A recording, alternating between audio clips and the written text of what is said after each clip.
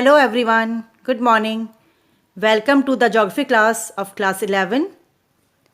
Today we will continue chapter 11, fluvial processes and associated landforms. Today is day 2. We will study from page number 183 to page number 190. Let us go through the objectives that we have done on day 1. On day 1, we have studied about the work of a river, concept of baseline, the 3 stages of a river, work of river in the upper course, types of erosion, factors affecting erosional work of a river, landforms formed by the river in the upper course. The objectives that we are going to study today are work of the river in the middle course, transportation work of a river, landforms formed by river in the middle course, depositional work of a river, landforms formed by river in the lower course, and drainage patterns.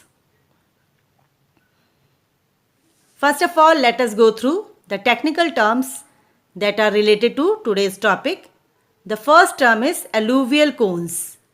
Alluvial cones are a fan-shaped deposit where a fast-flowing stream flattens out. Alluvial cones are formed at the foothills of mountains where the river leaves its upper course and enters the plain area or middle course. For example, some of the largest alluvial fans or alluvial cones are found along the Himalaya mountain front on the Indo-Gangetic plain. River Kosi in Nepal has built up an alluvial fan more than 15,000 square kilometers, which is almost 5,800 square miles wide. Levees. A levee is a natural or artificial wall that blocks water from going where we don't want it to go. We can say that levees are embankments which stop the flow of water. For example, as early as 2500 BCE, the Indus Valley civilization with urban centers in what is today the Mohenjo-daro and Harappa, Pakistan, built artificial levees to protect land near the Indus River.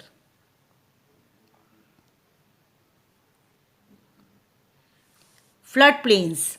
A floodplain is an area of flat land alongside a river. This area gets covered in water when the river floods.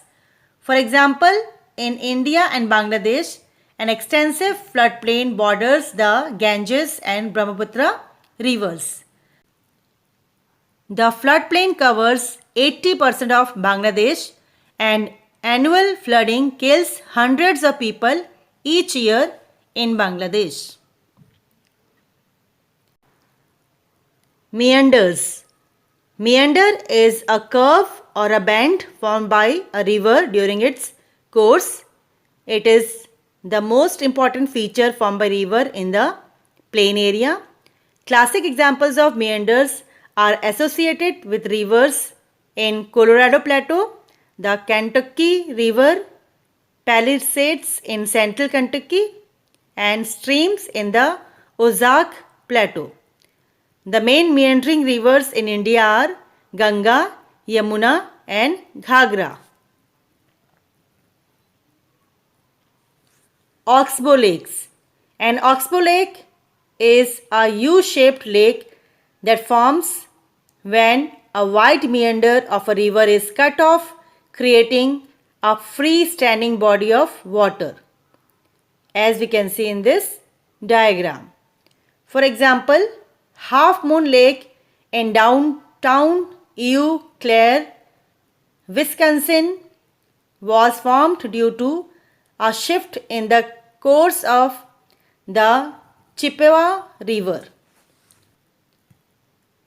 The Kanwar Lake Bird Sanctuary in Bihar contains rare and endangered migratory birds and is one of Asia's largest oxbow lakes. Even we can see many oxbow lakes in West Bengal and Bangladesh formed by meandering river Ganga. River cliff. A river cliff is a vertical or nearly vertical wall formed by erosional work of a river. For example, the highest cliff in the world, about 1340 meter, is in the east face of Great Trango in the Karakoram Mountains of northern Pakistan. Braided stream. A braided stream or channel is one that is divided into small channels by temporary islands called eyots. For example, the enormous Brahmaputra-Jamuna river in Asia is a classic example of a braided river. River Brahmaputra is called the braided river of India. Delta. A river delta is a landform created by deposition of sediment that is carried by a river as the flow reaches its mouth and enters slower moving or stagnant water. This occurs when a river enters an ocean, sea, estuary, lake, reservoir, or another larger river. For example, the Ganga Brahmaputra Delta, which spans most of Bangladesh and West Bengal, India, empties into Bay Bengal, is the world's largest delta. It is also named as Sundarban Delta after the Sundari tree, which is found in large number in this delta. Distributary. A stream that branches off and flows away from the mainstream channel is termed as a distributary. Distributaries are a common feature of river deltas. The phenomena is known as river bifurcation. Distributaries are opposite to tributaries. For example, Hooghly River in West Bengal and Jamuna River in Bangladesh are two important distributaries of river Ganga. Jamuna River is the largest distributary of river Ganga. Dendritic drainage pattern. A dendritic drainage pattern is the most common form of pattern. Looks like branching pattern of a tree or roots or veins of a leaf. For example, river Ganga and the rivers joining it in the northern plain of India forms dendritic drainage pattern, which you can see in the given map. Trellis drainage pattern. It is a drainage pattern which is rectangular in shape where two sets of structural controls occurs at right angles. In a trellis pattern, the rivers form a net-like system and the tributaries flow roughly parallel to each other and they join the main river at 90 degrees. The old folded mountains of the Singhbhum Chotanagpur Plateau have drainage of trellis pattern. Radial pattern. A drainage pattern in which the consequent streams radiate or diverge outward like the spokes of a wheel from a high central area, which could be a mountain. A good example of a radial drainage pattern is provided by the rivers originating from the Amarkantak Plateau in India. Rivers like Narmada, Son and Mahanadi originating from Amarkantak hills flow in different directions and are good examples of radial pattern. Antecedent drainage pattern. An antecedent stream is a stream that maintains its original course and pattern despite the changes in underlying rock topography. For example, Many Himalayan rivers are good example of antecedent origin. These are the old rivers like Ganga, Yamuna and their tributaries which have originated well before the Himalayan region was uplifted. The river Indus, Brahmaputra, Satluj, Kosi and Subansiri originated on the Tibetan side and now transverse the existing mountain ranges, cutting deep gorges. Inland or disappearing drainage pattern. Inland drainage is that drainage in which rivers do not reach an ocean or sea but empty their water in a lake or inland sea. The Ghaggar is the most important river of inland drainage in India. It gets lost in the dry sands of Rajasthan near Hanumangarh after traversing a distance of 465 km. River Luni is another example of inland drainage from India. Now, let us start today's topic, middle course. The middle course of the river starts when it leaves the mountain and enters the plain area. Here, the volume of water in the river increases, but its velocity or speed is drastically reduced due to reduction in slope. Lateral cutting is more active than down cutting. On the whole, river's depositional work becomes more important than its erosional work. The landforms which are normally observed in the middle course of a river are: number 1, alluvial cones and alluvial fans. The velocity of river water is suddenly reduced due to reduction in the slope when it enters the plains after leaving the mountains. In this stage, the river becomes very weak. It cannot do much of erosion. Hence, the rock material brought down by the river from the highlands is deposited at the foothills, which you can see in the given picture. This is generally coarser material composed of sand, gravel and boulders. In due course of time, the deposited material projects like a cone from the foothill and is known as alluvial cone. Such alluvial cones are found in the Death Valley and San Juan mountains. The river crosses alluvial cones by dividing itself in many channels and forms alluvial fans. Alluvial fan is semicircular in shape and points upstream.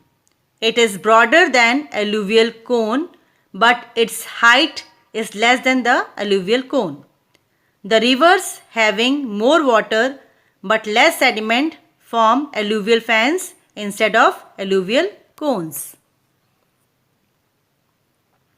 Almost all the rivers coming out of the mountain like the Himalayas, Rockies and Andes mountain form alluvial fans. The merging of adjoining fans have given rise to Bhabur plain at the foothills of Himalayas in the Ganga plain in Uttaranchal. Meander and Oxbow Lake. A river normally follows curved path rather than going straight in the plains. To and fro movement of the river channels across the plain results in development of S-shaped meanders. You can see in the given picture very clearly. The word meander is derived from the name of a small winding river meanders in Turkey. The speed of the river slows down and the river does both the work of erosion as well as deposition. The river becomes so weak that even a small obstruction in the path will force the river to bend its path. means here the river is not powerful to blow out or to transport the heavy rocks or obstruction. So the river will change its course according to slope. It will take a turn. Once the process of curve formation starts, it goes on increasing with the passage of time. When the river begins to swing in large curves, it does erosional work on its concave bank and depositional work on its convex bank.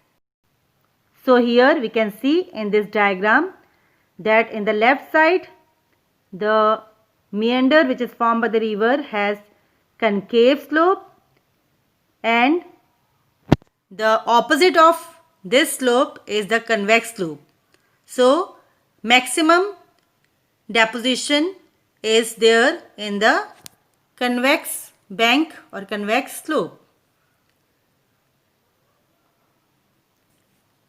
This tendency increases as the curves take S shape.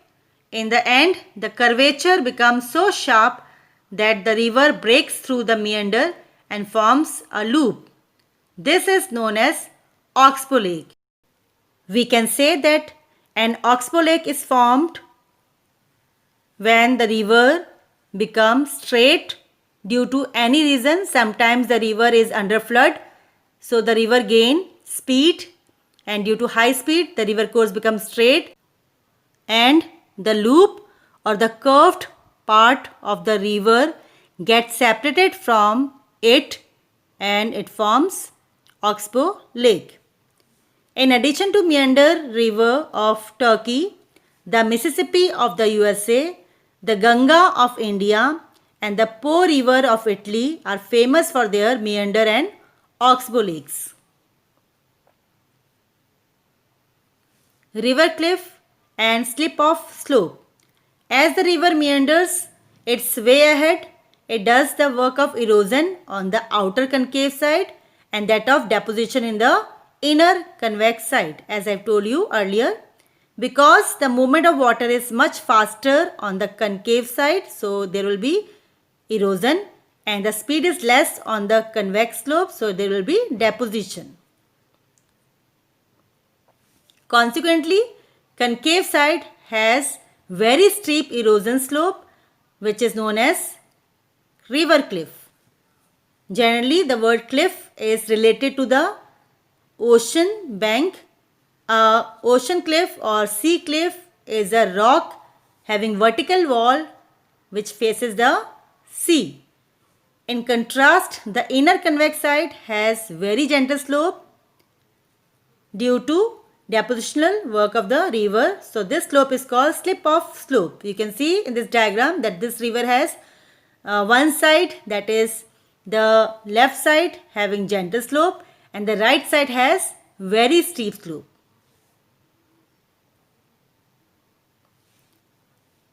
Now children, let us discuss the lower course of the river.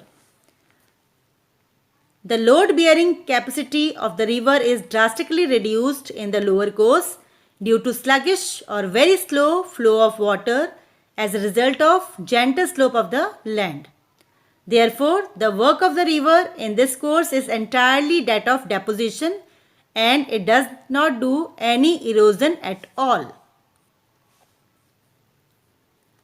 The river forms many landforms in the lower course. Let us discuss them one by one. First, we have braided stream. The lower plain is characterized by an excess deposit of the load on the floor of a channel by the river because the reduction in its carrying capacity is more due to slow movement of water in the stream. So the stream gets divided into a network of channels forming bars of sand and islands in between them. Such rivers with bars and islands are known as braided stream. I have given you example of river Brahmaputra, which is called the braided river of India because it has many islands The largest island found in Brahmaputra is Majuli Island, which is the largest riverine island in the world. Natural levees and floodplains. The current of the river is lowest at the sides and bottom because of retardation or reduction due to friction. In the lower course of the river, the slightest slackening of speed or reduction in speed at once result in deposition so that silt accumulates or gets collected at the bottom and the side of the river. So in this picture you can see that the mud, the rocks, clay is deposited in the river floor only. After a long time, the bed of the river is raised and it flows between raised bank along a bed which is at higher level than the plains on either sides. Such raised banks or embankments or walls are known as natural levee. Usually, these levees are 1 or 2 meters high, but higher levees have also been observed. For example, the natural levees of the Mississippi River in USA are over 7 meters at places. The levees of River Huanghe in China and River Po in Italy are higher than the roofs of the houses built in the plains around the river. The man-made levees built up on the embankments of a river are used as protection wall from the flood and are called artificial levees. The levees or sometimes the artificially raised embankments fail to contain the pressure of flood water. These burst the river, giving rise to huge destruction by floods. Such has been the cause of disastrous flood in the Huanghe River of China. So, River Huanghe is known as China's sorrow for long time. When a river is in flood, the entire plain area is affected. Most of the streams of the river is deposited there after the flood is over. In this way, a vast plain is formed after the flood, which is known as floodplain. The floodplains receive fresh soil every year and are very fertile. Rivers like Huanghe, Mississippi, Ganga, Indus, Nile, etc. have formed extensive floodplains, which is a boon for agriculture as the soil is very fertile and they are renewed or refreshed every year.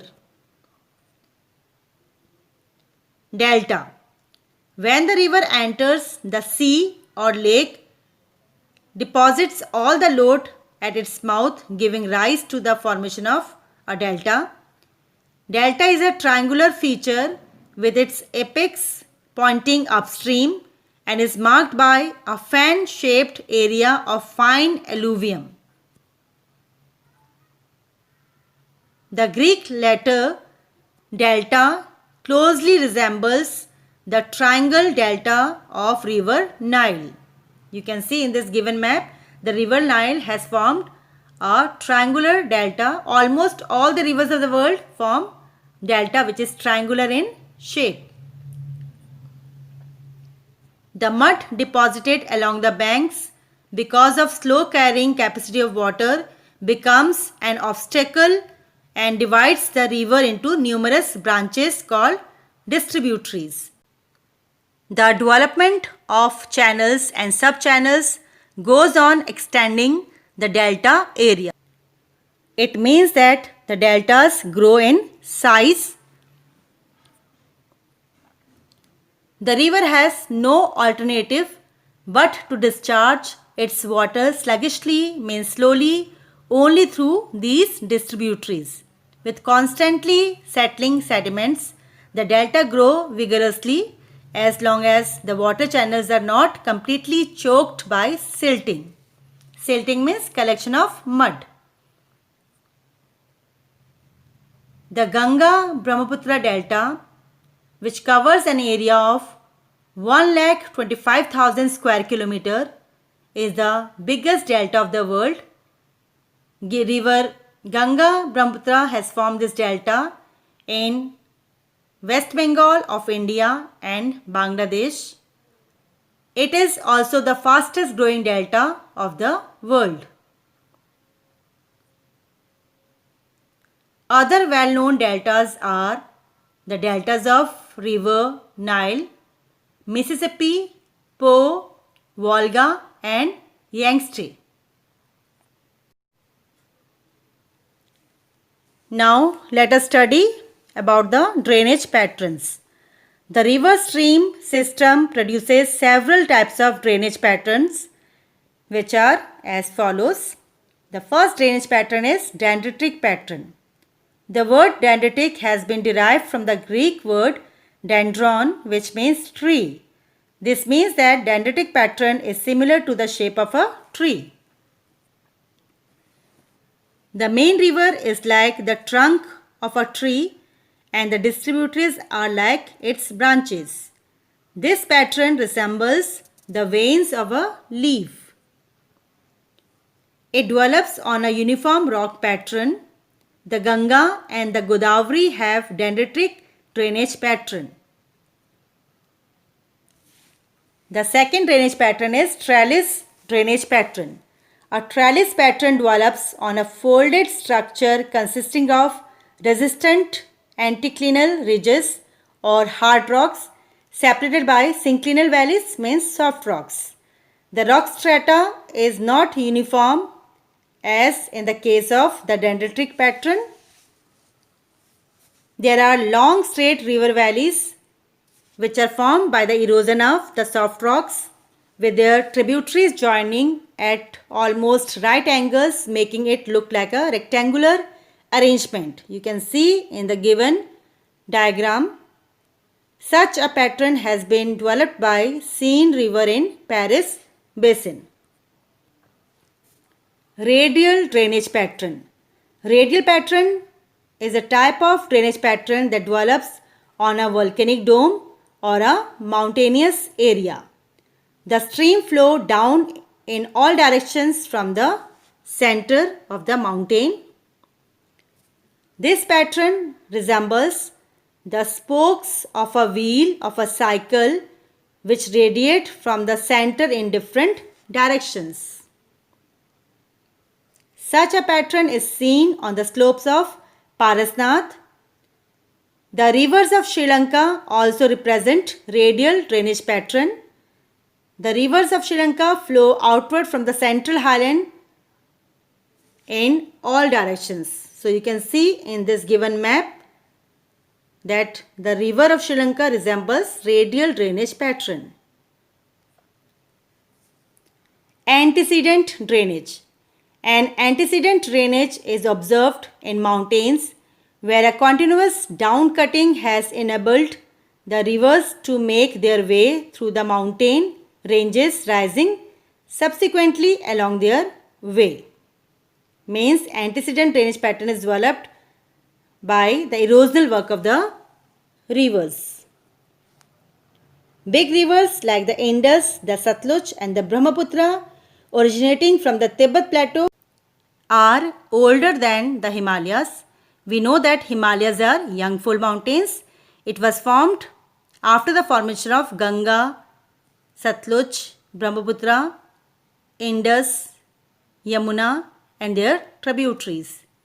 These rivers could maintain their original course of flow through downcutting even though the Himalayas kept on rising. Next we have inland drainage or disappearing stream. When the streams merge into some desert area and fail to reach the sea or ocean or lake, it is known as inland drainage or disappearing stream. Many disappearing streams can be seen in the Thar Desert in Rajasthan. In Rajasthan, due to very high temperature, the water which is found in the river gets evaporated Moreover, the sand of the desert absorb the water of the river. So, in Rajasthan, disappearing stream or inland drainage is very common. With this, we have completed the topic for today. Let us see the objectives we have done in this chapter. In this chapter, we have studied about the work of a river, concept of baseline, the 3 stages of river, work of river in the upper course, types of erosion, factors affecting erosional work of a river, landforms formed by the river in the upper course, work of the river in the middle course, transportation work of a river, landforms formed by the river in the middle course, depositional work of a river, landforms formed by the river in the lower course, and drainage patterns. Hope that you have understood the chapter properly. Now, it's the time to take homework. You have to solve exercise number 1, 2 and 3 on page number 190 and 191. You also have to see the YouTube videos whose link are provided to you. Do read the chapter from page number 176 to page number 190. Children, you also have to write the answers of the following questions in your copy. The questions are: explain the landforms formed by a river in the middle course. Discuss the features formed by the depositional work of a river. Illustrate your answer with the help of examples and diagrams. Explain the features formed by river in its lower course. Name the different types of drainage patterns found on the earth's surface. Explain each with diagram. We will very soon meet with a new topic in the next video. Till then, learn your subjects thoroughly and keep exploring. Take care. Thank you.